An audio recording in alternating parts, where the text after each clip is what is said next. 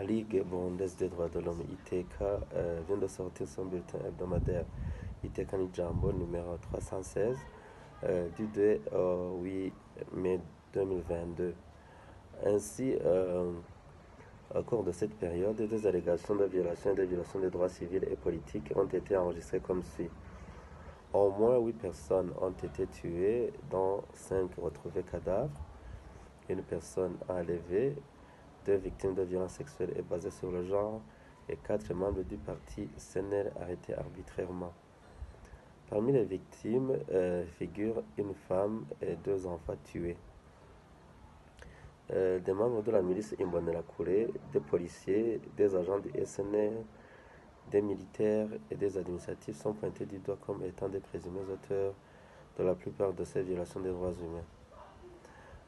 Là, à titre d'exemple, en date du 4 mai 2022, à l'hôpital militaire de Kamenge, commune Nahangwa, Bujumbura Mairie, adjudant Claver Bahati, militaire de Kamuzinda, originaire de la commune Ruhororo, province Ngozi, qui était en renfort au 202e bataillon à Gihanga, a succombé à ses blessures infligées par Major Kwizera.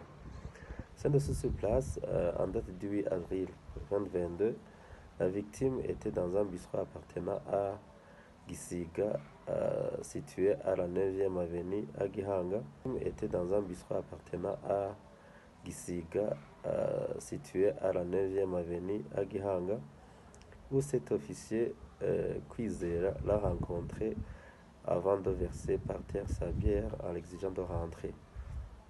La victime est rentrée avec son major accompagné par ses agents de transmission et en cours de chemin, cet officier a ordonné à ses gardes de le désarmer et ils l'ont battu à l'aide d'une ceinture militaire au niveau du visage et des bâtons au niveau du ventre.